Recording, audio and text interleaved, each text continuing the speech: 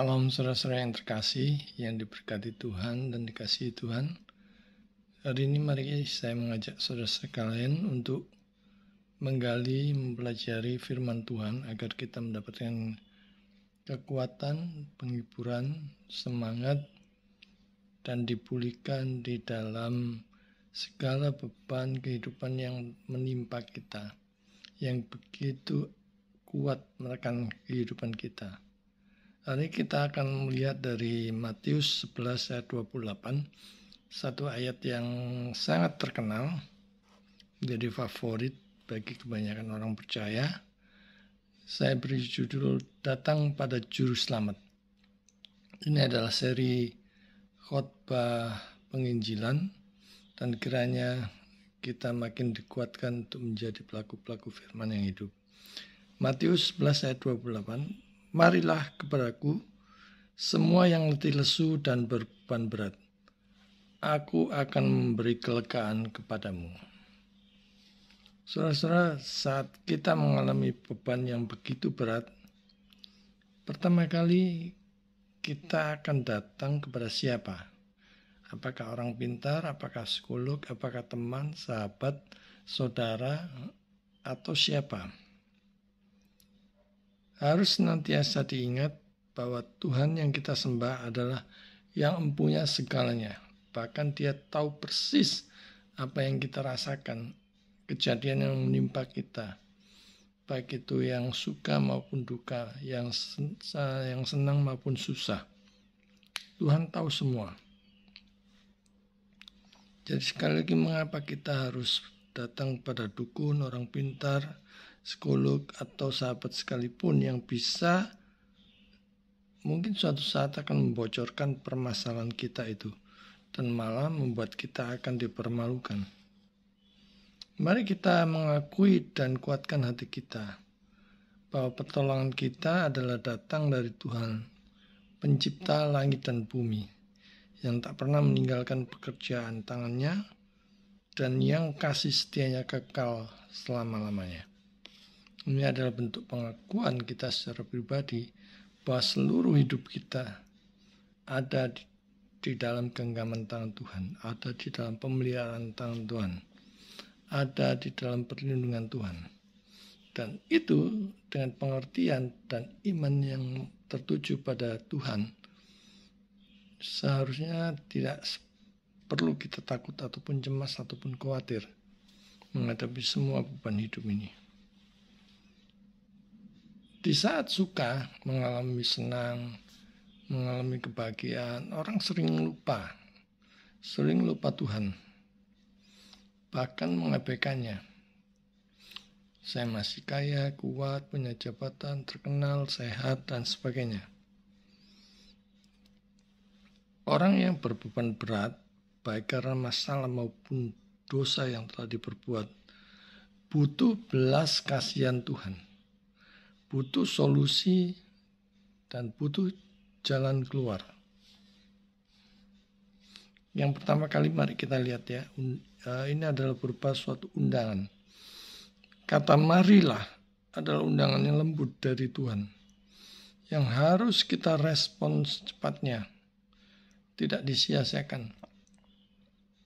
Marilah.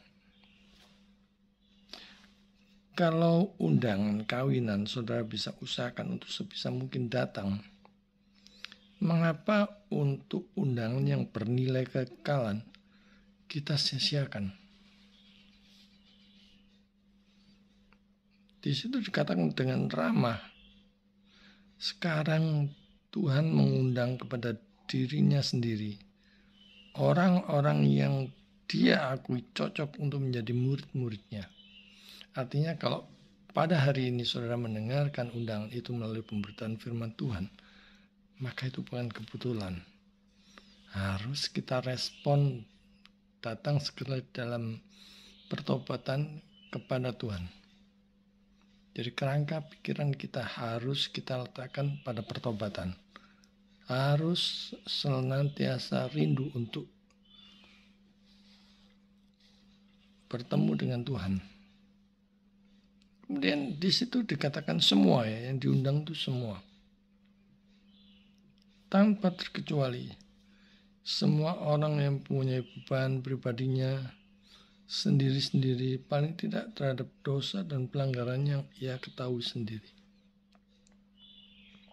Tua, muda, besar, kecil, pejabat atau rendahan, jenderal, orang berpangkat atau biasa, semua orang berdosa menanggung beban dosanya sendiri-sendiri.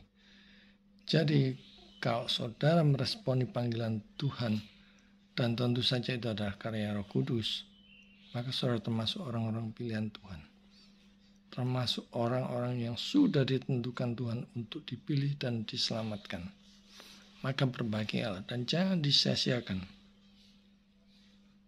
Datang ke hadiratnya dengan penuh hormat, penuh sukacita, penuh tunduk dan terbuka serta tekad untuk diperbarui hidup kita. Jadi siapa yang termasuk diundang di sini? Mereka adalah para pendosa, siapapun adanya. Betapapun hitam legamnya kehidupan masa lalu saudara. Hari ini Tuhan mengundang saudara untuk ikut Dia, menjadi muridnya, untuk diselamatkan, masuk ke dalam kerajaannya. Hidup bukan lagi untuk diri sendiri dan mulai memuliakan Dia. Saudara-saudara, orang munafik tidak mempedulikan Kristen. Mereka mabuk oleh kebenaran mereka sendiri, apa yang dianggap dirinya sendiri benar. Antroposentris, berpusat pada diri sendiri. Dan tidak lapar atau haus, seperti yang dikatakan Matius 5 ayat 6 ya. Tidak lapar atau haus akan kasih karunia Tuhan. Tetapi kalau hari ini saudara merespon Tuhan, itu Roh Kudus yang sudah bekerja di dalam hati saudara untuk melahirbarukannya. Kemudian juga orang-orang yang terikat dengan duniawi, segala urusan duniawi. Mereka yang mengabdikan diri pada dunia tidak menghargai kehidupan sorgawi. Sia-sia bagi Kristus untuk mengundang salah satu dari golongan-golongan yang munafik ini.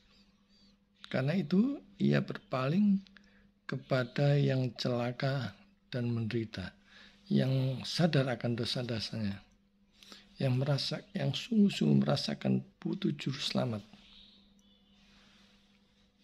Siapapun adanya saudara yang mendengar undangan Tuhan hari ini, sekali lagi jangan keraskan hati. Ambil keputusan yang membawa saudara pada keselamatan di dalam Yesus. Sekarang kita berbicara tentang yang letih, lesu, dan berbeban berat. Siapa ini? Adalah mereka yang tertekan, begitu tertekan dengan dosa-dosa. Mereka yang mengerang di bawah beban, dan tidak berarti secara umum mereka yang tertindas dengan kesedihan dan kekesalan, tetapi mereka yang diliputi oleh dosa-dosa mereka, yang dipenuhi dengan alarm atau peringatan akan murka Allah, dan siap tenggelam di bawah beban yang begitu berat. Kalau saudara terus mengeraskan hati, menolak undangan juru selamat, maka saudara sungguh-sungguh akan celaka dan tenggelam di bawah beban berat itu. Karena saudara akan ada di dalam jalur kebinasaan. Mereka yang terbebani dengan kematian kekal, ingat ada hidup yang kekal, beroleh hidup yang kekal, kematian yang kekal. Renungkan hal itu. Dua sisi yang begitu kontradiksi.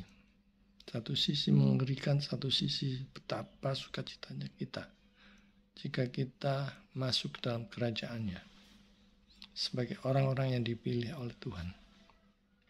Sebagian besar dari orang-orang pilihannya dibebani dengan penderitaan, masih tetap keras kepala dan memberontak. Kristus mengartikan dengan orang-orang yang bekerja dan terbebani, mereka yang hati nuraninya tertekan oleh paparan kematian kekal dan yang di dalam hati begitu tertekan oleh kesengsaraan mereka sehingga mereka pingsan. Karena pingsan ini mempersiapkan mereka untuk menerima kasih karunia Allah. Di situ firman Tuhan katakan, aku akan memberikan kelegaan kepadamu. Artinya menerima anugerah. Kebanyakan orang yang meremehkan anugerahnya. Mereka tidak menyadari akan kemiskinan mereka. Tetapi tidak ada alasan mengapa kesombongan atau kebodohan mereka menahan jiwa-jiwa yang menderita, yang merindukan suatu kelegaan, yang terjerat dengan tipu daya setan. Marilah kita mengucapkan selamat tinggal kepada semua orang yang terjerat oleh jerat setan, baik yang diyakinkan bahwa mereka memiliki kebenaran dari Kristus atau membayangkan bahwa mereka berbahagia di dunia ini. Biarkan kesengsaraan kita mendorong kita untuk mencari Kristus, mencari Tuhan. Saudara, tidak ada racun yang lebih mematikan daripada kemalasan yang dihasilkan dalam diri kita, baik oleh karena kebahagiaan di dalam duniawi ataupun oleh kepalsuan dan tipu daya daripada iblis. Ingat, iblis dan koroni-koroninya selalu menawarkan yang kelihatan bahagia, yang kelihatan saudara suka, yang kelihatan saudara betah di sana. Selalu waspada terhadap segala bentuk kenyamanan, karena itu adalah tawaran yang mematikan. Berikutnya, berhenti mengandalkan diri sendiri. Artinya mengunggulkan kebenaran dan kebajikan kita sendiri dari pandangan kita, dari hati kita yang kita rasa kita cukup baik daripada orang lain. Biarlah kita masing-masing bekerja dengan sungguh-sungguh untuk membangkitkan diri sendiri. Pertama-tama dengan penuh semangat mengibaskan kemewahan dunia, dan kedua dengan mengesampingkan setiap kepercayaan palsu. Juga tawaran-tawaran palsu, tawaran-tawaran setan yang begitu menggiurkan. Saudara-saudara yang terkasih, Juru Selamat memang mengundang kita dengan lembut. Tapi kita juga mempunyai tanggung jawab untuk tidak mengabaikannya atau bahkan melecehkannya, tapi harus meresponnya sesegera mungkin. Karena ada bahaya di sana. Jika kita tidak datang kepada Tuhan, maka kita akan binasa tanpa Juru Selamat. Datang kepada Kristus adalah karunia Roh Kudus. Jadi sekali lagi, kalau saudara hari ini ada kesempatan untuk mendengarkan khotbah ini, renungan ini, itu adalah karya Roh Kudus. Datang kepada Kristus itu adalah karunia Roh Kudus. Itu adalah permulaan pertobatan yang tidak dicita-citakan oleh siapapun sebagai natur orang berdosa. Memang begitu ya, bisu buta tuli terhadap kebenaran. Apa yang seharusnya menjadi perasaan orang-orang yang datang kepadanya? Jadi pelan-pelan digiring oleh Roh Kudus untuk datang kepada Tuhan. Kristus mengulurkan tangannya kepada semua yang menderita, dan dengan demikian memberikan perbedaan antara murid-muridnya dan mereka yang menghina Injil, yang mengabaikan Injil, bahkan yang melecehkan Injil yang membawa mereka kepada keselamatan. Kristus memasukkan semua tanpa terkecuali yang bekerja dan terbebani agar tidak seorang pun dapat menutup pintu gerbang terhadap dirinya sendiri oleh keraguan yang jahat. Ya, seringkali kita dibuat ragu oleh iblis.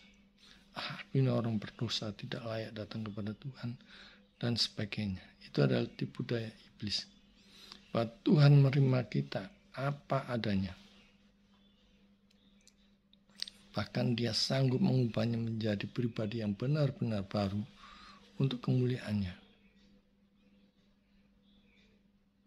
Banyak sekali orang yang binasa, hanya sedikit yang menyadari bahwa mereka sedang binasa. Kelegaan yang dijanjikannya terdiri dari pengampunan dosa, secara cuma-cuma yang memberi kita kedamaian. Maka mari saudara, jangan sia-siakan kabar baik ini. Kiranya Roh Kudus memimpin kita datang kepada Tuhan dengan pertobatan dan selaras hidup kita bisa diubahkan bagi kemuliaan Tuhan, dibuat sama sekali baru, yang lama telah berlalu. Maka kita akan beroleh kelegaan, damai sejahtera, karena itu hanya ada di dalam Yesus. Ingat, kelegaan, kedamaian hanya ada di dalam Yesus, hanya ada di dalam Juru Selamat. Mari kita datang sekarang juga. Tuhan memberkati.